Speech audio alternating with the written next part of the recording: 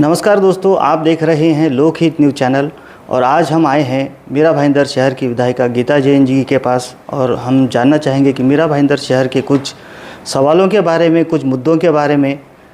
Madam जी, अभी कुछ दिन पहले आपने दिव्यांगों के पेंशन के बारे में मीरा भाईंदर शहर के प्रशासक संजय काटकर जी को पत्र लिखा है और आपने मांग की है कि उन्हें पेंशन दी जाए। कुछ लोगों को पेंशन नहीं मिल रही है, क्या मुद्दा है ये? देखिए, दिव्यांगों को 173 के करीब दिव्यांग ऐसे हैं जिनको उनकी सालाना वार्षिक भत्ता, पेंशन तो नहीं कहेंगे, वार्षिक उनको जो मिलता है वो मिल नहीं पाया है। उनका डिपेंडिंग कि उनका कितना दिव्यांग का परसेंटेज है, उस हिसाब से उनको सालाना दिया जाता है 10, 13 और 15, ऐसे 10,000, 13,000 और 15,000, ऐसे 3 अलग अलग क्राइटेरिया में उनको दिया जाता है। कुछ लोगों को मिला है, कुछ लोगों को नहीं मिला है। कमिश्नर से जो मैंने बात की तो बोले शायद थोड़े से फ़ंड ख़त्म हो गए हैं जो दिव्यांगों के लिए रखा गया था। मैंने कहा दूसरे डिपार्टमेंट से भी फ़ंड आपको ट्रांसफ़र करके इन सबको न्याय मिले, क्योंकि दिव्यांगों को न्याय मिलना बहुत ज़रूरी है। तो उनको जल्दी से जल्दी न्याय दिए और उनके जो भी ड्यूज़ है वो क्लियर करें। ये जो बजट अभी पेश किया गया है उसमें 5% फंड रखा गया है दिव्यांगों के लिए। आपको लगता नहीं कि मीरा भाईंदर शहर, इतने बड़े शहर में सिर्फ 5% का फंड रखना बहुत कम है दिव्यांगों की संख्या को देखते हुए? बिल्कुल। और अगर ये 5% ही है, क्योंकि मैं आउट ऑफ स्टेशन थी, मैंने डिटेल्स नहीं ली अब की जो बनाया गया है बजट उसकी, लेकिन अगर इतना कम रखेंगे तो शायद ये दिव्यांगों के साथ अन्याय होगा। तो मैं ज़रूर कमिश्नर जी से बात करूंगी कि थोड़ा सा उस परसेंटेज को बढ़ाया जाए ताकि जितने दिव्यांग इस शहर में उसको न्याय मिले। पिछली बार दिव्यांगों ने इस मामले में आंदोलन भी किया था। उनको आरोप है कि दिव्यांगों के इस मामले में कुछ भ्रष्टाचार भी हुआ है, उनका निधि भी कहीं और जगह भी यूज़ किया जा रहा है। तो दिव्यांगों जैसे कि निधि में भी अगर भ्रष्टाचार होता है तो ये बहुत ही दुखद है और खेदजनक है। तो इस पर आप कुछ कार्रवाई करना चाहेंगी? देखिए, सिक्के की 2 पहलू है, ये बात मैं भी मानती हूँ। कहीं शायद इस तरह का भ्रष्टाचार हुआ भी होगा, तो उसको जल्दी से जल्दी कैसे दूर किया जाए।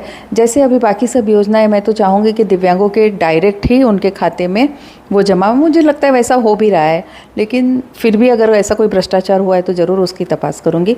दूसरा, अभी मैंने कहीं तो न्यूज़ पढ़ी थी कि दिव्यांगों के स्टॉल के नाम पर इतने अनाधिकृत स्टॉल दिए गए हैं, एक एक के नाम पे 4-4 स्टॉल, जो यहाँ के नहीं है उनको भी स्टॉल, ऐसे भी सब बाहर आई है।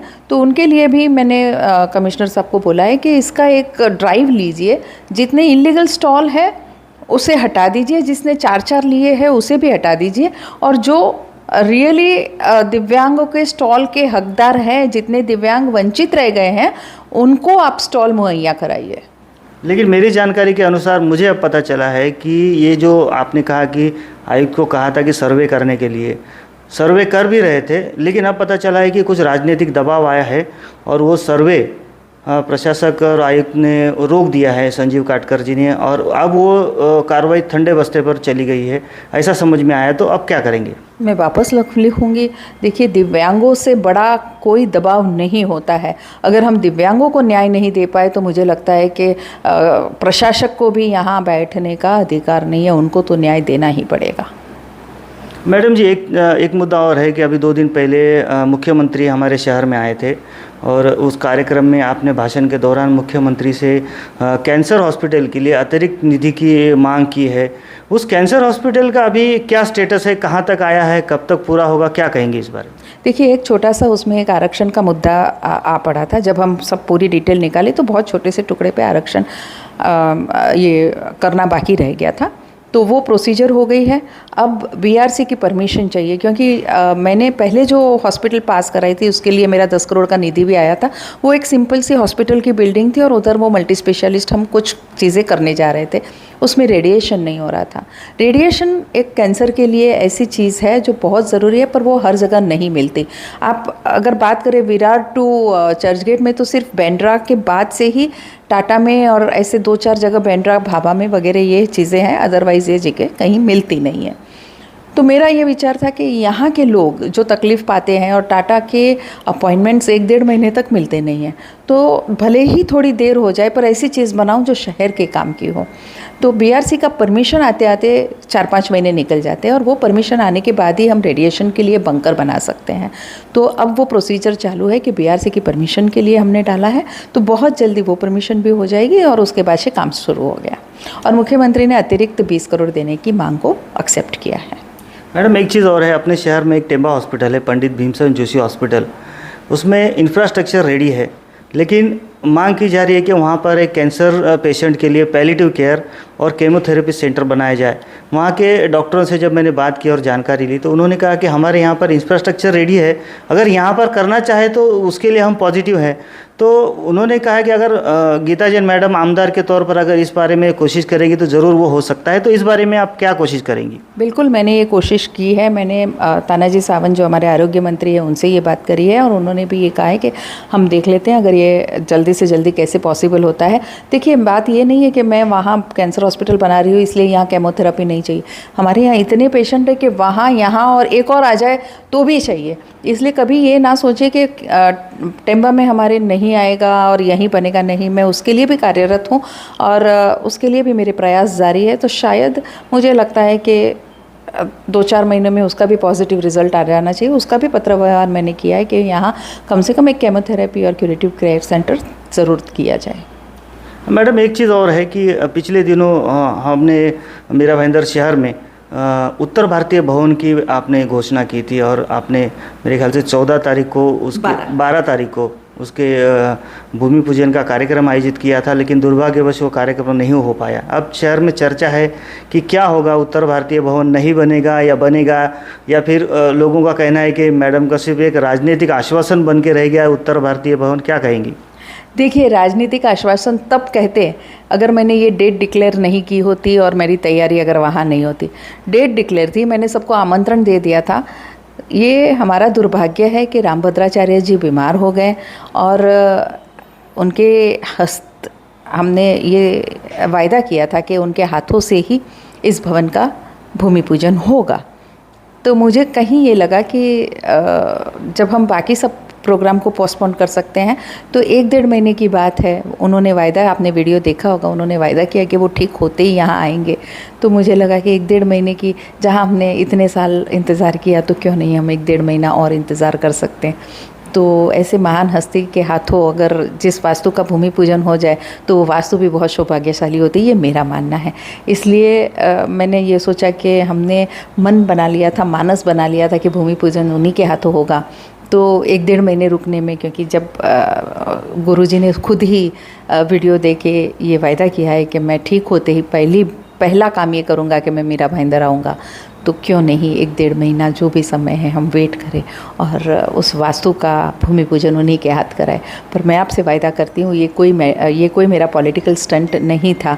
आप भी समझते हैं कि मैंने तारीख के साथ अगर सभी को आमंत्रण दिया था तो मेरी तैयारी पूरी थी।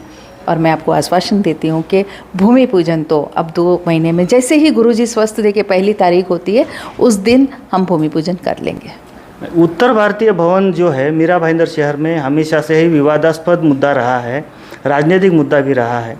तो क्या ये उत्तर भारतीय इस बार ये मानेंगे कि इस साल ये मुद्दा हमेशा के लिए ख़त्म होगा, उत्तर भारतीय भवन उन्हें मिलेगा? क्या ऐसी अपेक्षा है कि इस साल के आखिर तक ये उत्तर भारतीय भवन बनकर तैयार होगा? नहीं, इतना छोटा भवन नहीं है, पर 1.5 साल में, जिस दिन से भूमि पूजन करेंगे उसके 1.5 साल, यानी अगर 1-1.5 महीने के बाद भूमि पूजन करते हैं तो मुझे लगता है कि 1.5 साल के अंतराल में, 1.5 से बहुत ज़्यादा हो गया तो 2 साल, पर 1.5 साल में पक्का ये भूमि पूजन के बाद वास्तु तैयार हो जाएगी। मैडम एक चीज़ और अभी है कि मीरा भाईंदर शहर में, पूरे शहर में रास्ते खोद दिए गए हैं, सीसी रोड के काम पूरे एक साथ चालू कर दिए हैं। आचार संहिता लगने के डर से सारे ठेकेदारों ने एक साथ, लोग इतने त्रस्त हैं, ट्रैफिक जाम हो रही है। तो एक लोक प्रतिनिधि के तौर पर आप ये जो देख रही हैं जनता की परेशानी, इस बारे में आपके पास क्या हल है? देखिए, अब जब खुद ही चुके हैं रोड, तो क्योंकि मैंने ये नियोजन करवाया था कि अगर 2 पैरेलल रोड है तो एक बाजू दोनों साथ में ना ले, एक को खुला रखे और एक को करे। लेकिन अब आचार संहिता के डर से और सभी को वर्क ऑर्डर मिल गया था, इस डर से सभी कॉन्ट्रैक्टर ने काम शुरू कर दिए हैं और बहुत जगह बहुत ही परेशानियों का सामना यहाँ के लोग कर रहे हैं। तो मैं अब इतना आश्वासन ज़रूर दूंगी कि जल्दी से ही ये रोड हो जाएगी। तो ये जो समस्या है, ये जो परेशानी है वो थोड़े समय की है। हालांकि ये टाली जा सकती थी, लेकिन किसी कारणवश आचार संहिता के चलते अगर लोगों ने काम चालू कर दिया है तो ये परेशानी 2-4 महीने की है और उसके बाद आपको अच्छे और बड़े सीसी रोड मिलने वाले हैं।